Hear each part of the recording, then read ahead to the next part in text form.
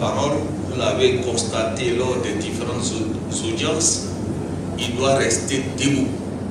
Parce que c'est lui qui représente l'État. Et en toutes circonstances, l'État doit être debout. Et restera debout. C'est pour cette raison que chaque fois que nous prenons la parole, nous restons debout pour faire passer notre message.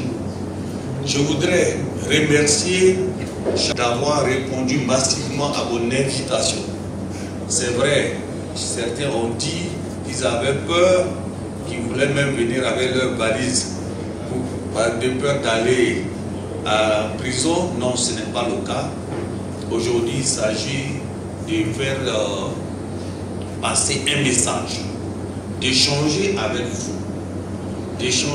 vous à travers les lois qui régissent les réseaux sociaux, si vous voulez, la presse et la presse. Donc, il est de mon devoir de procéder d'abord à de la sensibilisation avant même qu'on arrive à une phase de répression. Donc aujourd'hui, nous sommes dans un cadre de sensibilisation et faire passer un message parce que nous sommes dans une période cruciale pour l'État qui est notre pays, la Côte d'Ivoire. Alors, j'ai eu la chance de rencontrer M. Syriac et nous avions réfléchi ensemble pour voir les modalités d'organisation de ces échanges, de cette rencontre et des concerts aussi avec l'AMSI. Tout à l'heure, le représentant de l'AMSI a fait un bel exposé et je crois que ça va vous servir dans le sens de la collaboration avec cette structure. Et aujourd'hui, je me suis donné pour thème la responsabilité des administrateurs des sites sur les réseaux sociaux. Jusqu'à présent, toute la répression qui en est faite, ça concerne véritablement les auteurs, c'est-à-dire les internautes qui ont fait des publications. Donc, il y a lieu de s'interroger. Est-ce que les responsables des sites sur les réseaux sociaux, la presse en ligne, les blogueurs, les influenceurs, est-ce que ceux-là n'ont pas une responsabilité dans la publication des fausses informations ou de la désinformation? C'est pour cela que le prétexte que j'ai trouvé, c'est pour qu'on puisse échanger autour de la question de la responsabilité. Ça va nous amener donc à analyser la loi sur la presse, ça va nous amener à analyser la loi sur la cybercriminalité et autres. Alors, à titre de prétexte, comme je l'ai dit, c'est le thème qui est là.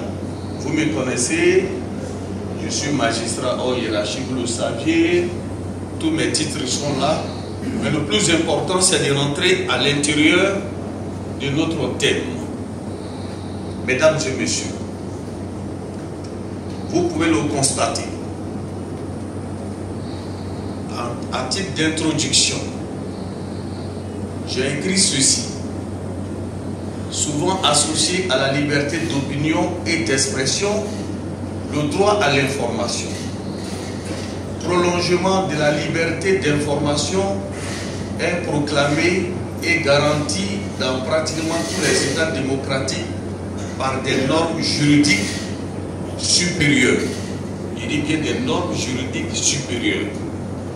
En Côte d'Ivoire, cette liberté est garantie par la Constitution ivoirienne, notamment en son article 19.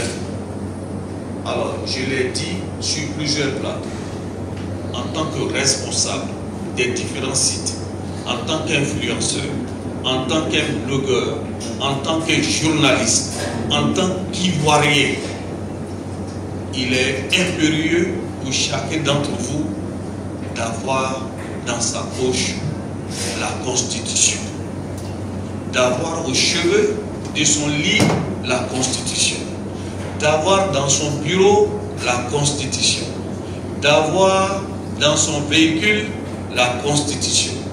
Parce que c'est la norme supérieure et tout part de là. Ce que nous avons constaté et ce qui est souvent relevé comme grief au parquet, c'est que le procureur veut nous empêcher d'exercer notre droit de liberté d'expression. Or, l'article 19 affirme ceci: la liberté de penser et la liberté d'expression, notamment la liberté de conscience, d'opinion philosophique et de convictions religieuses ou de culte, sont garanties à tous. C'est clair, tout le monde a cette liberté d'opinion philosophique et de convictions religieuses ou de culte, c'est garanti à tous. Chacun a le droit d'exprimer et de diffuser librement ses idées. La liberté d'expression, c'est ça, c'est ce que tout le monde proclame. Et c'est ce que la Constitution dit. Chacun a le droit d'exprimer et de diffuser librement ses idées. Le législateur a mis un point.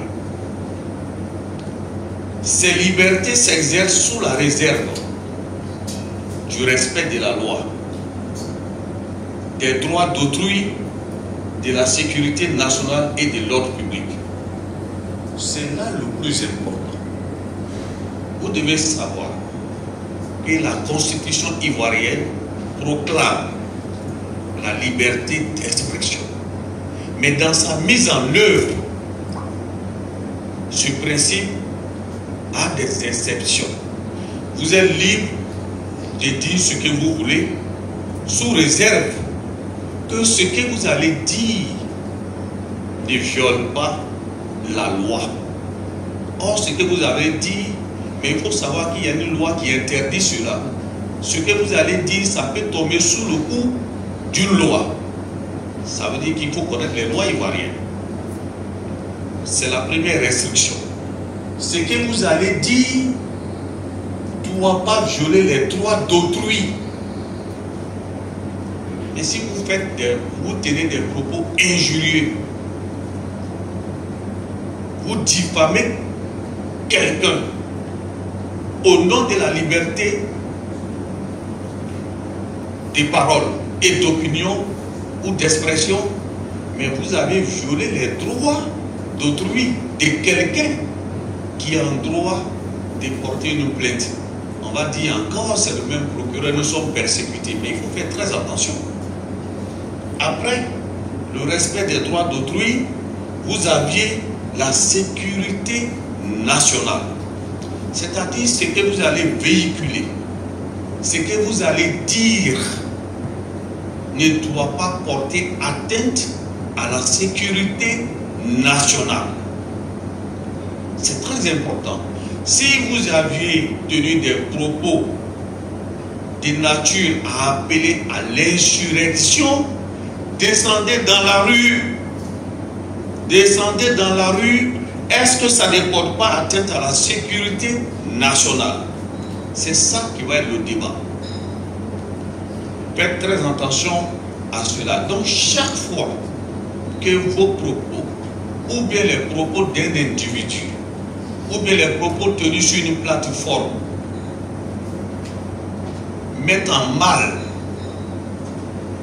la cohésion sociale, ou bien peut porter atteinte à la sécurité nationale, alors vous allez trouver le procureur de la République sur votre chemin. C'est assez clair et simple sur la base de ce qui est dit ici. Dernière exception, l'ordre public. Si vous êtes libre de vos opinions, de vos pensées, de vos expressions, mais ce que vous allez véhiculer ou publier ne doit pas entraîner des troubles à l'ordre public. Et c'est ce que beaucoup de nos concitoyens ne connaissent pas. Même ceux qui sont dans les villages, ou bien chacun se lève aujourd'hui avec les téléphones Android que nous avons aujourd'hui. Il dit ce qu'il a à dire au nom de la liberté d'expression il balance sur les réseaux sociaux et ça peut entraîner des troubles ou bien ça peut porter atteinte à l'ordre public. S'il vous plaît, au sortir de cette salle, même si vous n'avez pas retenu quelque chose, vous devez retenir ça. Et chaque fois, quand vous devez écrire ou publier ou faire passer un message, ayez à l'esprit que le procureur dit et que c'est la loi qui nous dit de faire attention au respect de la loi. Parce que ce que vous allez dire, vous ne savez pas qu'il y a une infraction qui est prévue pour ça. Mais vous pensez que c'est aussi simple que ça. Et vous l'avez dit pour dire au nom de la liberté d'expression. Mais c'est pour cela que j'ai tenu à commencer à partir de là pour vous dire que ces libertés proclamées au premier alinéa s'exercent sous la réserve du respect de la loi, des droits d'autrui, de la sécurité nationale et de l'ordre public. Je suis venu pour échanger avec vous. Je suis venu pour partager avec vous ce que la loi a dit. Ma mission, c'est d'appliquer la loi. Je ne vote pas la loi, je ne la conçois pas. Mais c'est une mission d'appliquer. Elle est dure, elle est moins dure. Je ne cherche pas à le savoir, je ne fais qu'à appliquer. Or, vous le savez tous que la loi n'a pas de sentiments. À l'analyse de cette disposition, la liberté d'expression connaît des limitations imposées par le respect de la loi, des droits d'autrui, de la sécurité nationale et de l'ordre public. Et c'est ce que je viens de développer. Le mauvais usage de cette liberté d'expression peut parfois être source d'infraction. Et c'est ce que je vous ai expliqué.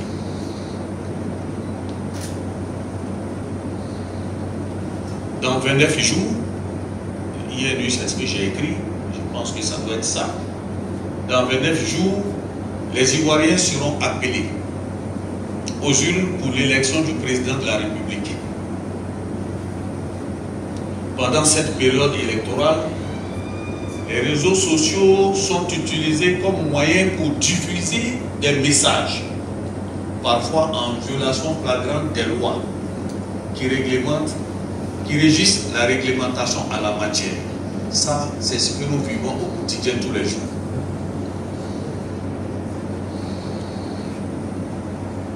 L'on constate donc avec regret la publication sur plusieurs sites des messages d'appel à l'insurrection. Si vous faites des messages d'appel à l'insurrection qui est une infraction prévue, alors le procureur sera obligé encore d'initier des poursuites contre vous.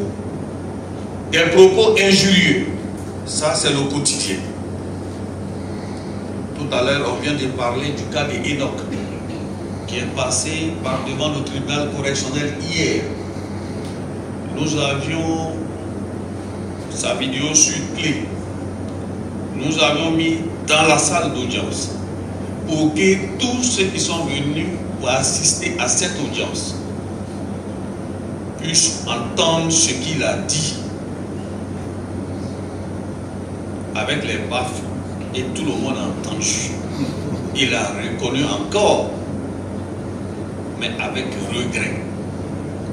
Il ne faut pas attendre ce moment. Il ne faut pas attendre ce moment. Nul n'est caché aujourd'hui en Côte d'Ivoire. L'État a mis les moyens nécessaires pour vous retrouver. Oui, les moyens sont là et les hommes sont là, ils sont qualifiés pour cela. Alors donc, autant ne pas se laisser entraîner par ça. Naturellement, le procureur de la République a requis 5 années. On va dire c'est excessif ou bien non. C'est ce qu'il mérite. Il appartient au tribunal d'apprécier. Et le tribunal a estimé qu'il fallait aller dans ce sens. Donc, c'est des exemples que nous citons, mais ce n'est pas des bons exemples à répéter.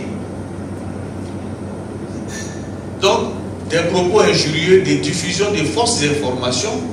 Tout à l'heure, monsieur le commissaire a donné les informations et tout ce qu'il faut sur les fake news, donc les fausses informations ayant pour conséquence des troubles à l'ordre public, etc. Je n'ai pas voulu tout citer. Face à cette dérive langagière, il y a lieu de se demander que font les administrateurs de ces sites pour freiner ces publications qui créent parfois la psychose au sein de la population et mettent à mal la cohésion sociale. Alors, c'est ça. En d'autres termes, peut-on engager pénalement la responsabilité des blogueurs, des influenceurs ou administrateurs des sites sur les réseaux sociaux? C'est de ça qu'il s'agit aujourd'hui. Nous voulons passer à un niveau supérieur. Mais le parquet a une mission didactique, aussi une mission de sensibilisation. Tout le monde sait que ceux qui font la publication directement, nous les recherchons et le commissaire Touba et ils sont là. On ne s'est pas intéressé aux gestionnaires de la page, aux responsables du site. À partir de cet hôtel,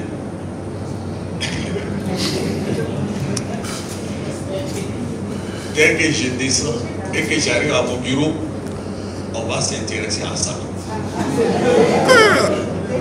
Ah oui, oui, oui. Oui.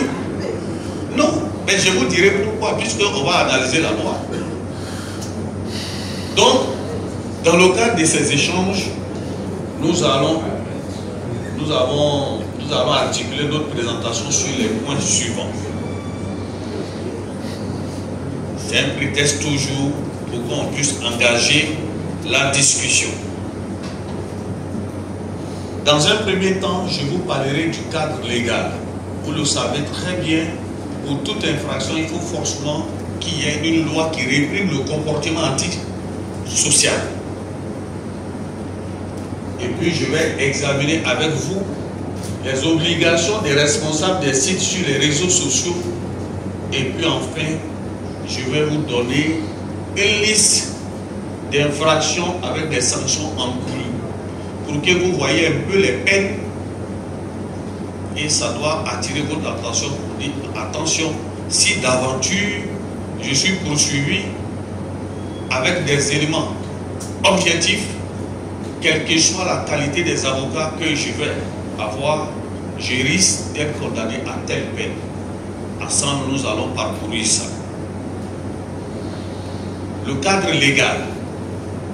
Dans les sociétés modernes, nul ne songe à contester l'intérêt que représentent les nouvelles technologies de l'information pour les individus, les entreprises et les institutions. On ne peut que se réjouir des avantages qu'offrent les moyens électroniques pour la collecte, le stockage, la conservation et la transmission des informations. Hélas, les nouvelles technologies de l'information constituent aussi, on est obligé de l'admettre, un potentiel risque spécifique. Les délinquants en tirent aussi profit. C'est pourquoi le développement de ces nouvelles technologies engendre de nouveaux problèmes auxquels il faut faire face. À cet égard, chaque État tente de trouver des solutions appropriées pour une répression efficace de la nouvelle forme de cybercriminalité. En Côte d'Ivoire, notre beau pays, la participation aux activités dans le cyberspace est régie par 3 lois fondamentales que vous devez parcourir au fur et à mesure. Nous avons la loi sur la cybercriminalité. Vous devez tout faire pour avoir la loi numéro 2013-451 du 19 juin 2013 relative à la lutte contre la cybercriminalité. Et cette loi a été modifiée par la loi numéro 2023-593 du 7 juin 2023. Et dans cette modification, ce sont les articles 17, 33, 58, 62 et 66 qui ont été concernés. Et vous allez, si vous allez voir ces différents articles, vous verrez que le législateur a décidé d'augmenter le quantum des peines, oui, privatives de liberté, et les amendes qui constituent des peines complémentaires, en tenant compte de l'ampleur des dégâts que causent les réseaux sociaux. Donc, la loi sur la cybercriminalité, cette loi vise à réprimer toutes les infractions commises sur les réseaux sociaux à travers un système d'information. On va analyser la plupart de ces infractions en grand 3. Donc, c'est la première loi qu'il faut avoir à l'esprit. Deuxième loi, je ne vais pas rentrer à l'intérieur puisque ce n'est pas forcément ça, mais c'était pour vous montrer d'abord le cadre légal. C'est la loi sur la presse. La loi sur la presse, vous avez d'abord la loi numéro 2017-867 du 27 décembre 2017 portant régime juridique de la presse. Elle a été modifiée par la loi numéro 2022-978 du 20 décembre 2022 qui réprime les infractions commises aussi bien par la presse écrite que dans les productions d'informations numériques. Ça, vous le savez, c'est cette loi qui gère ou bien qui organise la profession des journalistes avec les sanctions administratives et les sanctions pénales. J'ai dit la fois dernière, à travers cette loi, son article 89, il est interdit à l'organe poursuivant, c'est-à-dire le ministère public, de garder à vue un journaliste. On va vous convoquer, vous répondez, on va vous poser des questions, mais on ne va pas vous mettre au violon. Le dossier peut être transmis au procureur de la République. S'il décide de donner une suite, on va vous convoquer devant le tribunal par la voie de la citation directe. Vous serez jugé si les éléments ou les indices sérieux et concordants que nous avons retenus pendant l'enquête préliminaire, alors nous allons les transformer en preuves devant le tribunal. Et si vous êtes condamné, vous n'allez pas aller en prison parce que la loi a interdit cela. Vous connaissez bien cette loi. Il y a beaucoup de journalistes ici. La peine, le plus souvent, c'est des peines pécuniaires, des condamnations pécuniaires. On va analyser la plupart de ces condamnations. La loi sur le régime juridique de la communication audiovisuelle. Vous avez la loi numéro 2022-979 du 20 décembre 2022, modifiant la loi de 2017-868 du 27 décembre 2017 portant régime juridique de la communication audiovisuelle. Alors, cette loi, j'ai décidé d'en parler juste pour donner quelques définitions. Parce que la modification de la loi, le législateur a insisté sur un certain nombre de définitions et parmi ces définitions, j'ai choisi quelques notions qui nous intéressent pour ces échanges. Cette loi donne la définition de plusieurs notions telles que activiste, blogueur, hébergeur, influenceur, etc. Qu'est-ce que c'est qu'un activiste? Parce que la définition est donnée par la loi. C'est une personne qui s'attache à une cause politique, économique, environnementale ou sociale et qui milite intensément pour la défense à travers la publication sur les réseaux sociaux des opinions en vue de parvenir au changement économique, politique, environnemental ou social souhaité au sein de la société. Donc vraiment, si vous dites que vous êtes activiste, voilà la définition du mot activiste. Et quand vous lisez ça, vous ne voyez pas en quoi on va vous poursuivre pour dire que vous avez tenu des propos haineux, vous aviez parlé des propos xénophobes, vous avez fait appel à l'insurrection. Non, c'est assez clair. En vue de parvenir au changement économique, politique, environnemental ou social souhaité au sein de la société. C'est des contributions, comme le commissaire le disait, c'est des contributions comme M. Cyriac le disait. Le blogueur, personne ayant créé son blog, son journal ouvert à tous sur un site internet. Hébergeur, communicant appelé hébergeur web ou hébergeur internet désigne l'entité qui propose comme service l'hébergement d'un site web. L'hébergeur est un acteur du web qui dispose de serveurs connectés à internet sur lesquels sont stockés les différents contenus d'un site web. C'est des définitions que j'ai eu à prendre dans cette loi. Influenceur. Ça, aujourd'hui, chacun s'octroie, beaucoup d'hommes s'octroient la qualité d'influenceur. Un influenceur, au regard de la loi, est une personne qui utilise les réseaux sociaux, les blogs, les vidéos et autres moyens de communication sur le web pour diffuser ses opinions auprès des internautes et qui est capable d'influencer ces derniers en modifiant leur mode de consommation. Mais modifié dans le bon sens, mais pas dans le mauvais sens. C'est la loi qui le dit. En grand 2, j'ai décidé qu'on examine ensemble la responsabilité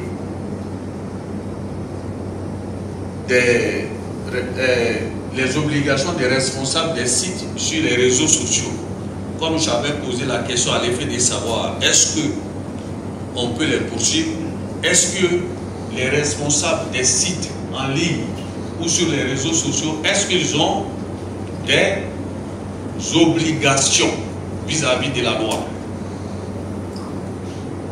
Un directeur de publication, un administrateur d'un site est responsable du contenu qu'il met à la disposition du public.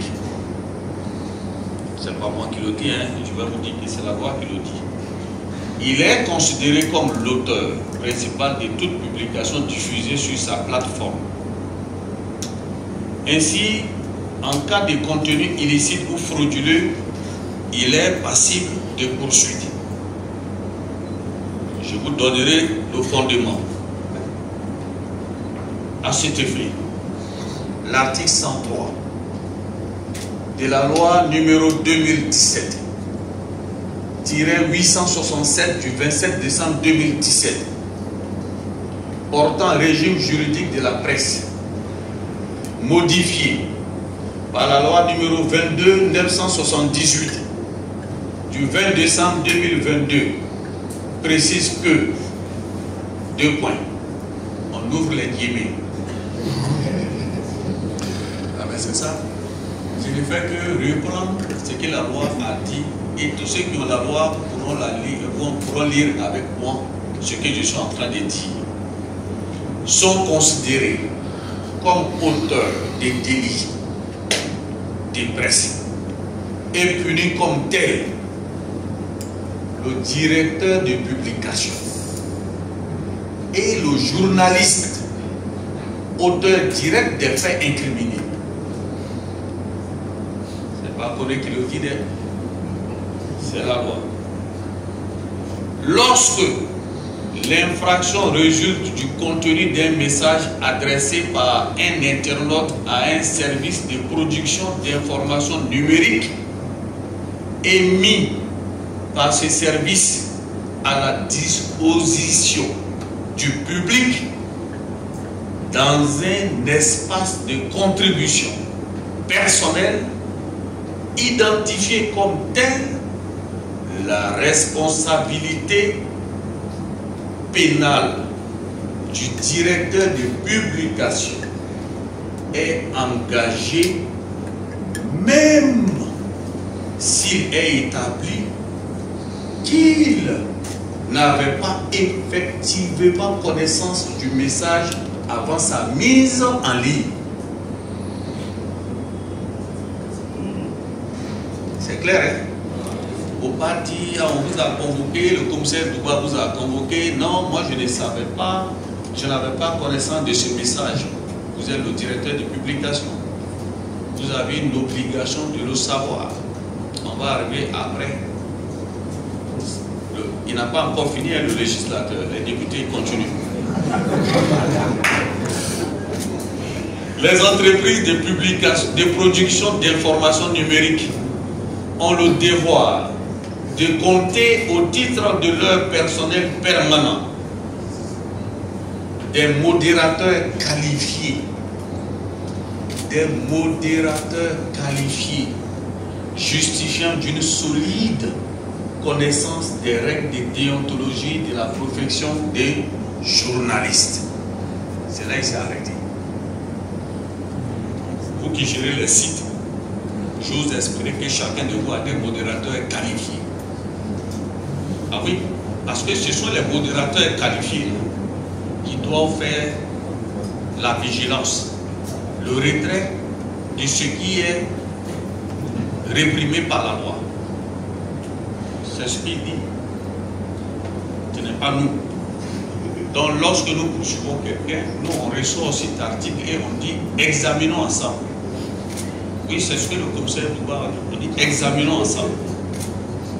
Quand nous allons examiner, on va vous demander est-ce que vous vous êtes conformé à cette disposition. Vous-même, vous allez répondre non. Mais si vous ne vous êtes pas conformé à cette disposition, quelle doit être la sanction? Et je demande pardon. Non, ce n'est pas la réponse. Il faut répondre d'abord. Est-ce que vous reconnaissez que vous avez violé la loi? Oui. Ce n'est pas compliqué. Hein? Ce que vous avez fait, on prend et puis on fait une application à la loi. Donc, il ressort de l'examen de ce texte que chaque responsable des sites, directeur de publication ou journaliste a plusieurs obligations. Premièrement, avoir des modérateurs qualifiés.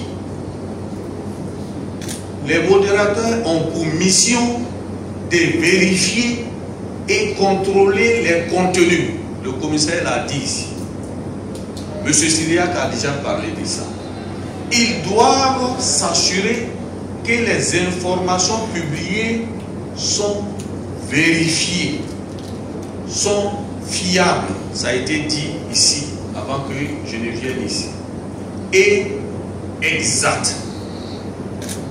Mais si vous n'avez pas de modérateur, vous avez conçu votre page, vous laissez, chacun vient faire des publications là-dessus et vous ne veillez pas à jouer ce rôle, mais vous allez tomber sous le coup de la loi.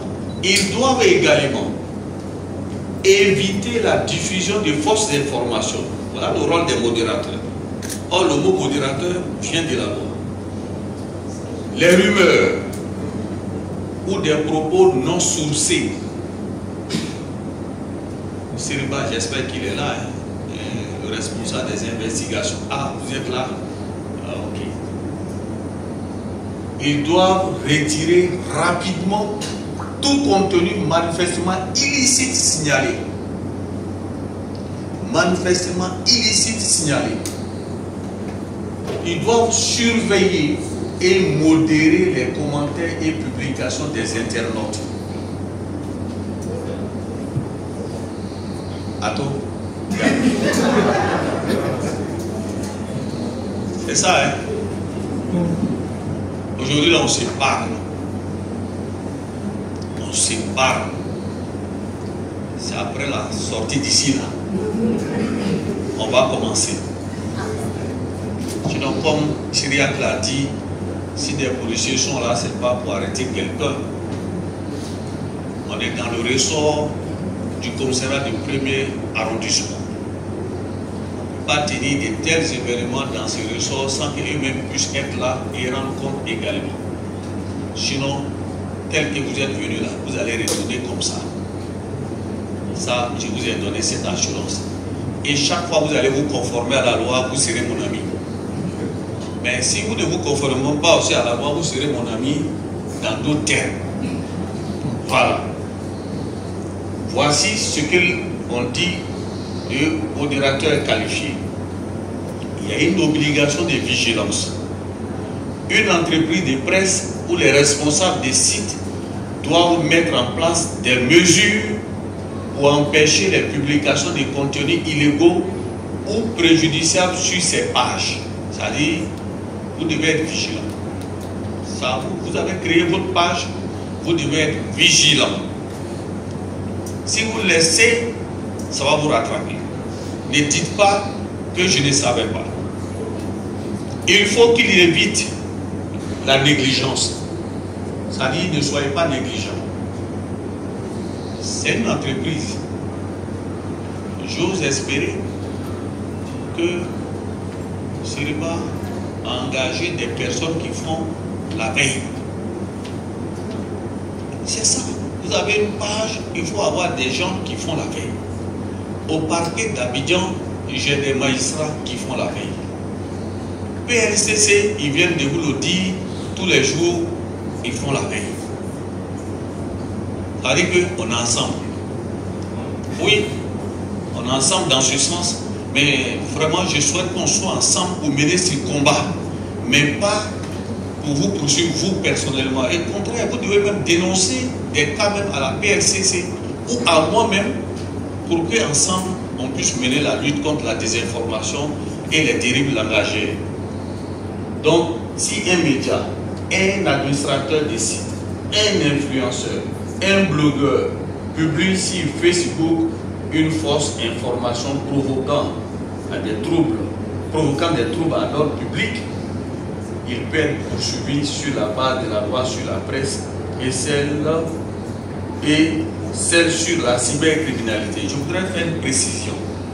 La loi sur la cybercriminalité s'applique à tous, qu'on soit journaliste ou pas journaliste.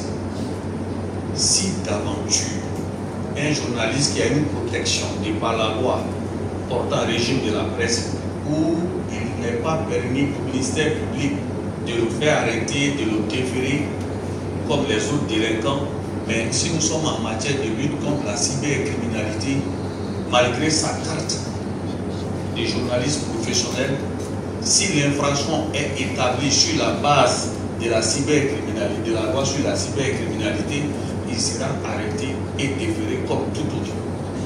Parce qu'elle s'applique à tout le monde. La protection n'est pas là-bas.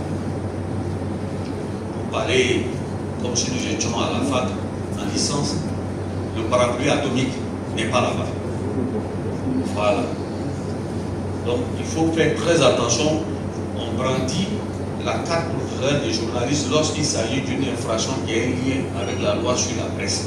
Mais si vous brandissez et que le procureur dit non, je ne vous poursuis pas sur la base de cette loi, c'est la cybercriminalité, voici les éléments, ensemble on va analyser, alors vous serez poursuivi et traité comme tel.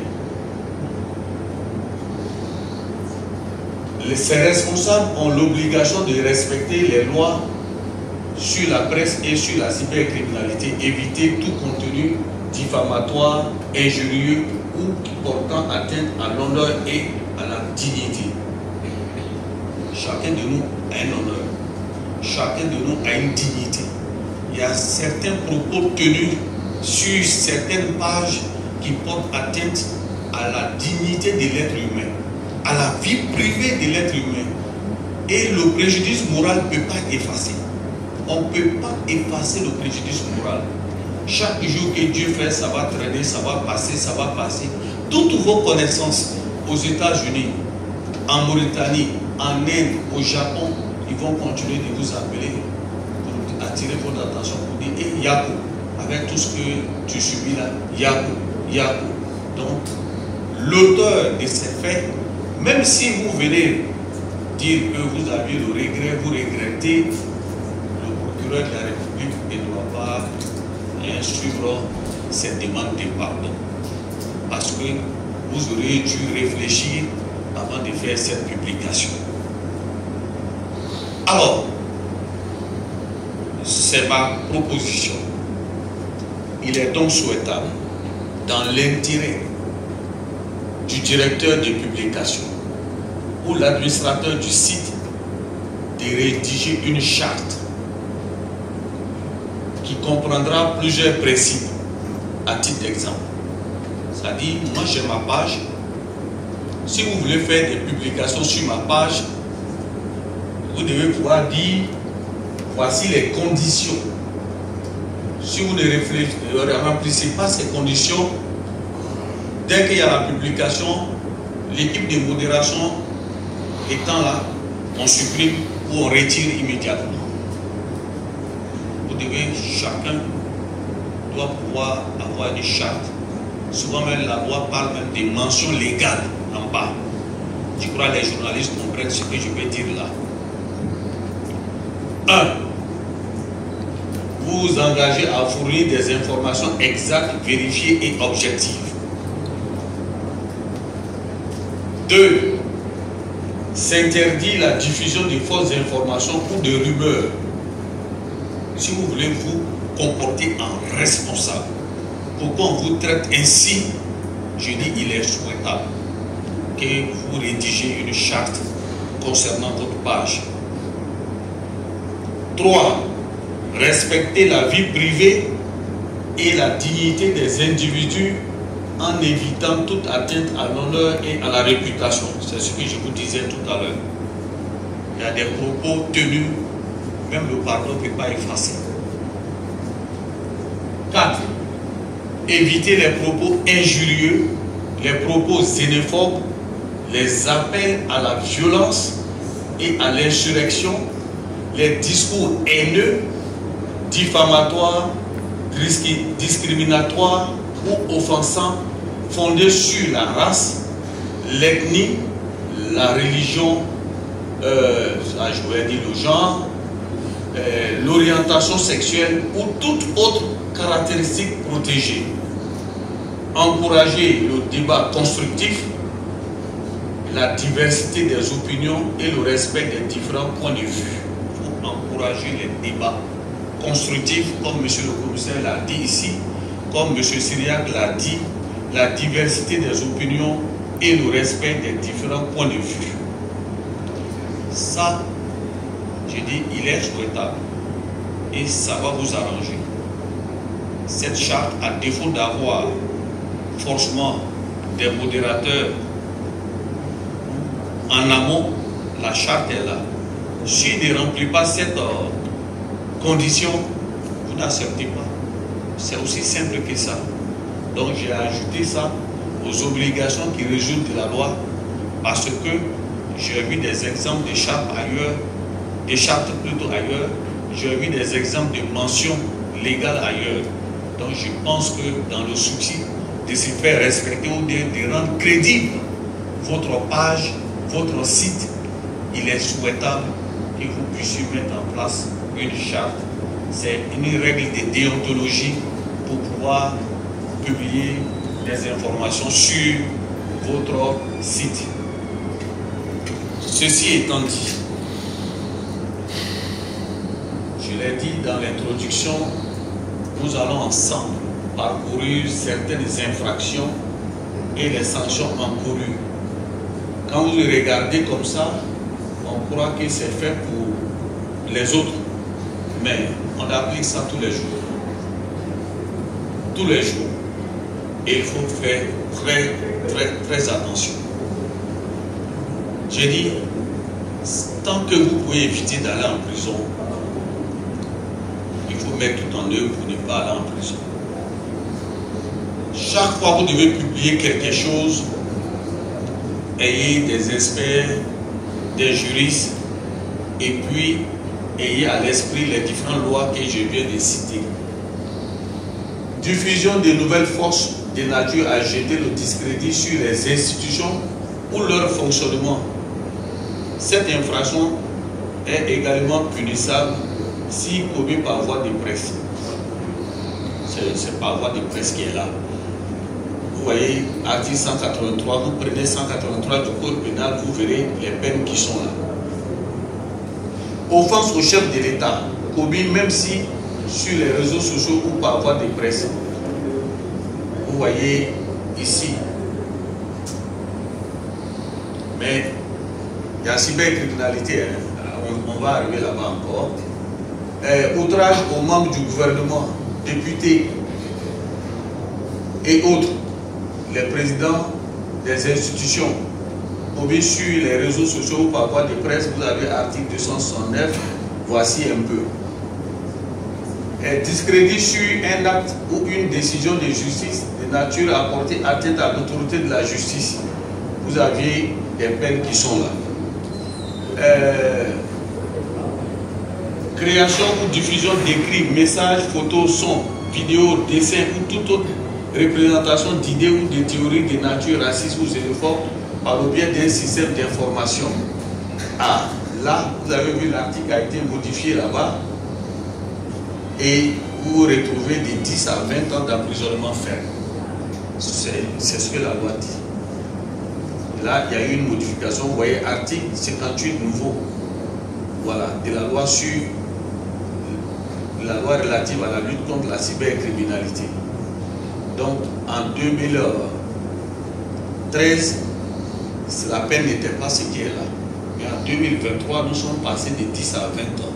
Ça veut dire que, mine de rien, vous pouvez prendre 10 années d'emprisonnement, qui est le minimum. Et ça, le législateur l'a voulu. Je vous ai dit que cette modification avait pour objet d'augmenter le quantum des peines. Menace de mort ou de violence par le biais d'un système d'information. Quand vous voyez système d'information, c'est les réseaux sociaux, voilà, l'Internet. Menace de mort ou de violence à caractère raciste, xénophobe, ethnique, religieux ou faisant référence à un groupe qui se caractérise par la race, la couleur, l'ascendance ou l'origine nationale ou éthique. Là, il y a l'article 59 de la loi relative à la lutte contre la cybercriminalité. Vous voyez, ça a été aussi sévère de l'autre côté, de 2 à 5 ans d'emprisonnement et puis 10 à 20 ans d'emprisonnement avec des amendes très élevées. C'est la loi sur la cybercriminalité. Or, tout ça, ça concerne les réseaux sociaux. Vous aviez diffusion ou émission de toute expression outrageante. Ici, là, c'est les injures. Voilà, c'est les termes juridiques qui sont là. Tout terme de mépris ou toute invective de renfermant l'imputation d'aucun fait par le biais d'un système d'information. Vous voyez, là encore, ça a été modifié. Article 60 nouveau. Voilà, relative à la lutte contre la cybercriminalité qui a été modifié en 2023. Vous avez de 1 à 10 ans d'emprisonnement ferme, 5 millions à 10 millions de francs CFA à titre d'amende. Ce n'est pas le procureur qui le dit, c'est ce que la loi dit. Vous avez la production, la mise à disposition d'autrui ou diffusion des données de nature à troubler l'ordre public ou à porter atteinte à la dignité humaine par le biais d'un système d'information. L'article 62 nouveau de la loi sur la cybercriminalité va de 1 mois à 10 ans d'emprisonnement et de 5 millions à 20 millions de francs d'amende. J'ai dit que on allait voir si d'aventure on peut engager la responsabilité des responsables des sites, des blogueurs, des influenceurs. Alors donc j'ai répondu par oui et je vous ai donné une idée. Celui qui a fait la diffusion sur votre page est passible de poursuite. À compter d'aujourd'hui, 26,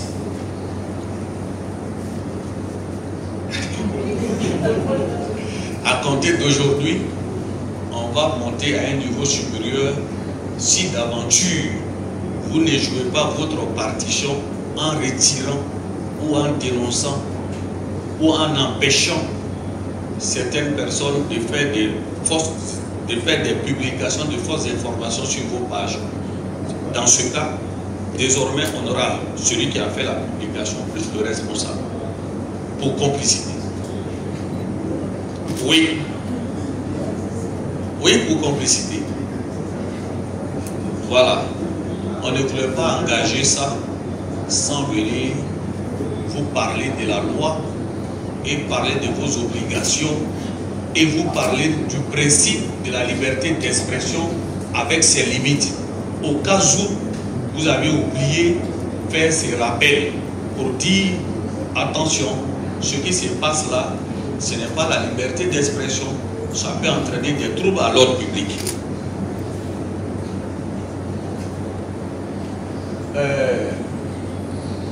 J'avais déjà parlé de ça. Non. Diffamation par voie de presse, bon voilà, c'est les infractions relatives à la loi concernant la presse. Vous allez voir que tout ça, ce sont des condamnations avec des peines d'amende. Tout ce qui concerne la loi sur la presse, concernant les journalistes, c'est des condamnations pécuniaires qui, diffamation commise par voie de presse ou par tout autre moyen de communication au public envers un groupe de personnes en raison de leur race, origine, article 94. Ça, la peine c'est 2 millions à 5 millions de francs CFA. Vous verrez qu'on n'a pas dit qu'on vous prive de vos libertés pendant tel nombre d'années ou bien pendant tel nombre de mois. Non. Injure par voie de presse, c'est assez clair. Injure par voie de presse. La peine 2 millions à 10 millions. Voilà. 2 millions à 10 millions. Bon. Si Seriba connaît une infraction est commise par lui par voie de presse, il est le président des journalistes d'investigation et que les éléments sont à notre possession, on le poursuit. Le parquet va demander en tout cas le canton le plus élevé, espérant qu'il pourra payer 10 millions. L'audience pas lieu, il va retourner à la maison. Lorsque la décision va devenir définitive, non, on ne va pas saisir. Lorsque la décision va devenir définitive, eh bien, il faut bien qu'il paye. S'il ne paye pas, alors on sera obligé de procéder au recouvrement de l'amende judiciaire. En procédant au recouvrement de l'amende judiciaire, et que s'il est dans l'incapacité de payer l'amende qui doit être versée au trésor dans les caisses de l'État, alors les dispositions prévues par le Code de procédure pénale en ses articles 441 et autres seront mises à contribution pour qu'il paye. Et sans cela qu'il risque de se retrouver en prison parce que tout est prévu. Voilà. Voilà. Apportez-moi mon code de procédure pénale. Voilà. Il faut que les choses soient assez claires. Il faut que les choses soient assez claires. Parce qu'on est ensemble, il faut qu'on se donne le maximum d'informations pour que nul n'en ignore.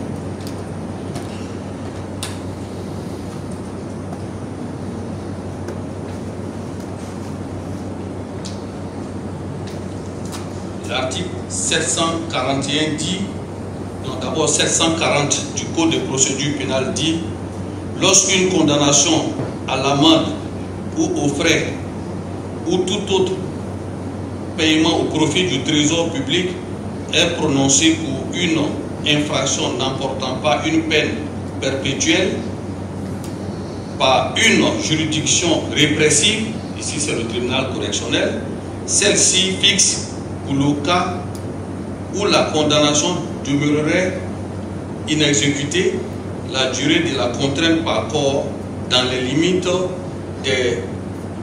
limites ci-dessus prévues. Lorsque la contrainte par corps garantit le recouvrement de plusieurs créances, sa durée est fixée d'après le total des condamnations. Article 741. La durée de la contrainte par corps est régie ainsi qu'il suit. De 5 à 10 jours lorsque l'amende et les condamnations pécuniaires n'excèdent pas 5 000. Si ça ne dépasse pas 5 000, le procureur fait un réquisitoire de vous prendre et de vous mettre en prison, mais pour un délai qui ne doit pas dépasser 5 à 10 jours. Ça veut dire que tu as été condamné peut-être à payer 4 000 francs à l'État. Donc je vais aller au dernier point pour qu'on gagne en temps. En matière, le 8e mois, de 1 à 2 ans, lorsqu'elle excède 800 000, de 1 à 2 ans. Or, Seriba a été condamné à 10 millions. 10 millions excède 800 000. On dit le procureur de choisir entre 1 et 2 ans. Bon, je peux choisir 1 an. Il va aller en prison parce qu'il n'a pas payé l'amende de l'État. Et ce qui est intéressant, le juge paye, on le met dehors. Oui, le juge paye, on le met dehors. Donc j'ai tenu à expliquer ça. Je n'ai pas voulu dire ça comme ça, oralement, pour que vous sachiez. Et pour tous ceux qui veulent avoir des informations sur le recouvrement des amendes judiciaires, vous devez vous lire les articles 140, 141 et suivants. Ça va vous permettre de payer les amendes quand on vous condamne, soit à une peine d'emprisonnement, et que vous n'êtes pas allé en prison, avec une peine complémentaire qui est une peine d'amende. Lorsque la décision est définitive, allez-y voir le procureur, on va vous donner les documents nécessaires, vous allez aller au trésor pour payer. Parce que l'affaire de justice là, ça va venir à tout moment. Il ne faut pas penser que c'est parce que vous êtes ciblé, mais c'est ce que la loi a prévu. Donc j'ai tenu aussi à parler de ça pour dire que les journalistes, c'est vrai qu'ils ne vont pas en prison, ils ont des condamnations pécuniaires, mais ce n'est pas prononcé parce qu'il faut prononcer de mémoire. Il faut l'exécuter et il doit vous payer. Donc il faut éviter d'être dans une situation pareille en respectant la loi. Diffusion de nouvelles forces, bon, ainsi de suite. À titre de conclusion, je dis ceci. Le directeur de publication d'un site en ligne peut être poursuivi par le procureur de la République en Côte d'Ivoire si les contenus diffusés sur les plateformes, c'est-à-dire sites web ou réseaux sociaux, tombent sous le coup de la loi sur la presse, les fausses nouvelles, diffamation, injures, atteinte à la sûreté de l'État ou appel à l'insurrection. De la loi sur la cybercriminalité, c'est des exemples que j'ai donnés, incitation à la haine, menace de mort, atteinte à la sécurité publique via Internet. Il y a plusieurs infractions qu'on a vues tout à l'heure. En clair, les réseaux sociaux sont considérés comme une extension du média et la responsabilité du directeur de publication y est pleinement engagée. Je voudrais maintenant que, à titre de résumé de tout ce que je viens de dire, que nous soyons responsables. La Côte d'Ivoire, après ce qu'on a connu en 2010 et 2020, s'apprête à aller aux élections.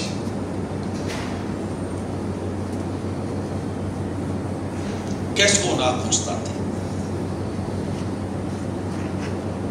Ce sont des propos irrespectueux, des appels à l'insurrection, une dérive langagière totale, la résurgence de la haine tribale, de la xénophobie. Je peux citer plus. C'est l'état des lieux aujourd'hui des réseaux sociaux.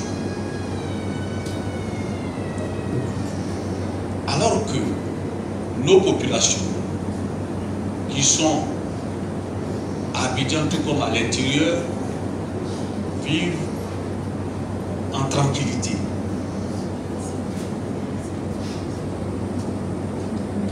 Mais ce sont les réseaux sociaux qui, ou bien les individus sur les réseaux sociaux qui créent aujourd'hui la psychose, la terreur. Du coup, il y a des messages qui sont véhiculés juste pour entretenir la psychose, la terreur au sein de la population. Parfois même, on vous appelle ou on fait des publications publiques et fait des provisions parce que les jours qui arrivent seront difficiles. Mais vous, les responsables de ces sites, je vous engage à faire en sorte qu'on ne voit plus ces gens d'appel, ces gens de propos haineux, ces gens de propos qui mettent à mal la sécurité nationale, ces gens de propos qui portent atteinte à la cohésion sociale. Je vous exhorte avec fermeté de retirer ces différents propos sur vos différents sites. Je vous exhorte à mettre en place des modérateurs pour éviter de vous trouver dans des liens de la poursuite. Je suis passé sur plusieurs chaînes de télévision pour mettre en garde les internautes et les responsables des différents sites de faire attention aux différents propos qui aujourd'hui portent atteinte à l'ordre public. Mais si je suis passé pour faire passer ce message, mais je dois sévir. Et je vais sévir. Si d'aventure, vous ne faites pas ce qui relève de vos propres obligations, si vous ne faites pas la clarification, si vous ne faites pas le filtre de tout ce qui est publié sur vos pages, alors je serai obligé d'engager des poursuites contre vous. Et tenez-vous bien, ce ne sont pas des menaces. Non, non, ce ne sont pas des menaces. Mais c'est la vérité. Je suis venu, c'est la vérité. C'est la vérité. Chaque fois, à compter d'aujourd'hui, et j'ai mis la PLCC à contribution. Je leur ai dit de recruter davantage de personnel pour continuer la veille, la surveillance des réseaux sociaux, afin que, si d'aventure on constate des propos injurieux, des propos qui mettent, comme je l'ai déjà dit, qui mettent en mal la sécurité nationale, alors on sera obligé, je serai obligé et conformément à la loi d'engager des poursuites contre vous.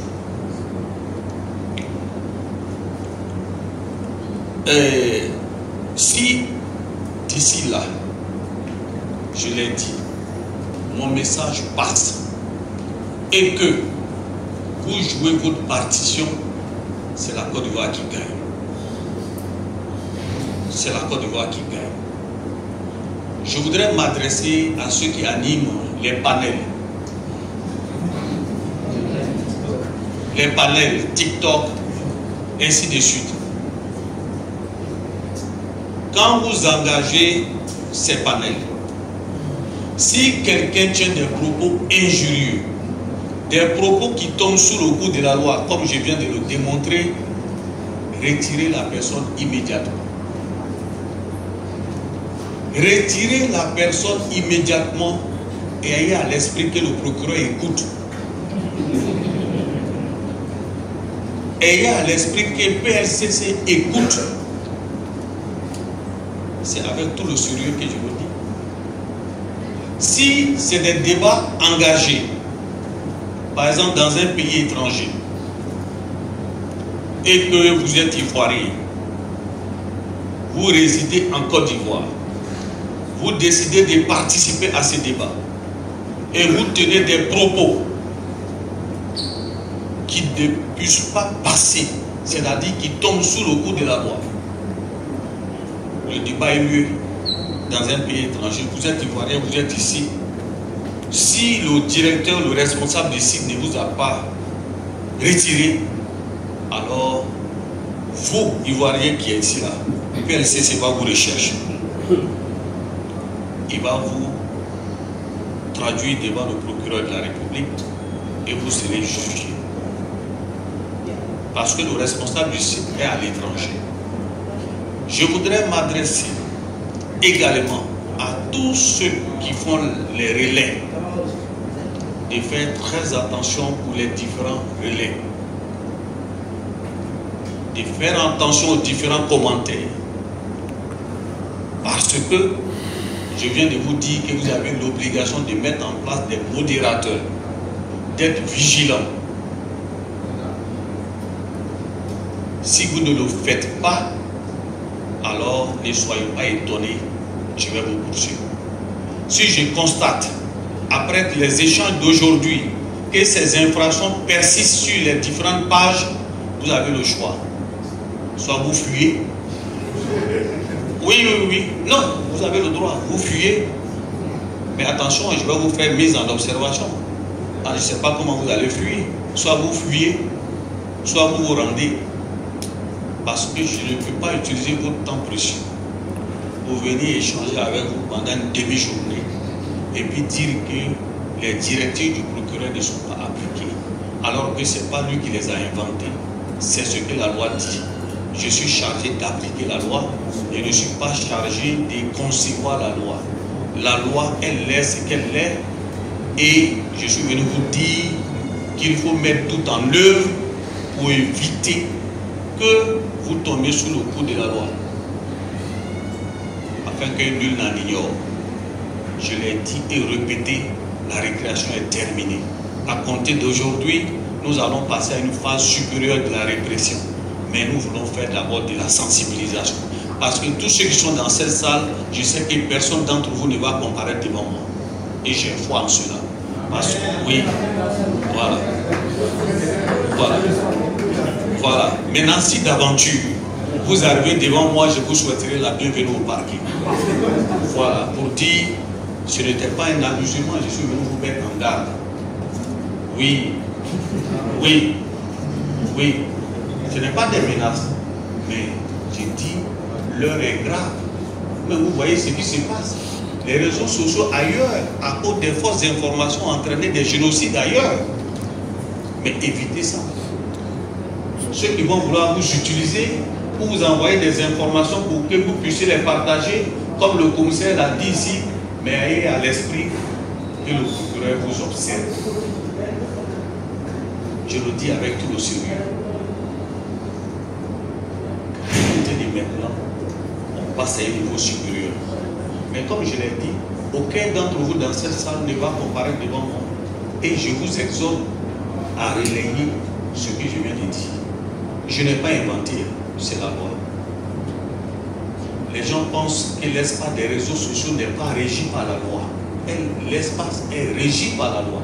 C'est pour ça que j'ai commencé par le cadre légal. Vous le savez très bien. Aucune infraction ne peut être réprimée s'il n'y a pas l'élément légal. Je vous ai donné l'élément légal. C'est ceux qui vont jurer la loi et me donner l'élément matériel. La question sur l'application. De quel élément on va tirer l'intention et le parquet fera son travail. Je n'ai pas des menaces, et je le répète, mais c'est la vérité que je vous dis de tout mon cœur pour qu'ensemble, on puisse mener le débat constructif pour des bonnes et apaisibles élections, sans pour autant permettre à l'un d'entre vous ou à n'importe quel blogueur et influenceur de se retrouver en prison avant les élections, tout comme après les élections. Et je le dis ici que c'est maintenant véritablement que la fin de la régulation est sifflée. C'est sifflé, hein? C'est pas parole comme ça. On peut ne pas croire, on va dire, oh, c'est le même. Oui, mais évitez d'être dans nos mains. C'est pour ça qu'au début, vous avez vu l'image que j'ai présentée. C'est ce que les juges utilisent. Et puis les menottes. Ce n'est pas fortuit. Faisons un effort sur nous-mêmes pour que on puisse aider notre pays à avancer et que les réseaux sociaux ne constituent pas un moyen de créer davantage de troubles à l'ordre public.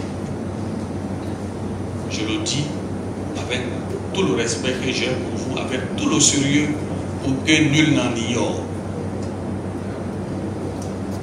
Tout le monde sait que l'adage dit nul n'est censé ignorer la loi. Pour que nul n'en ignore. Je vous remercie.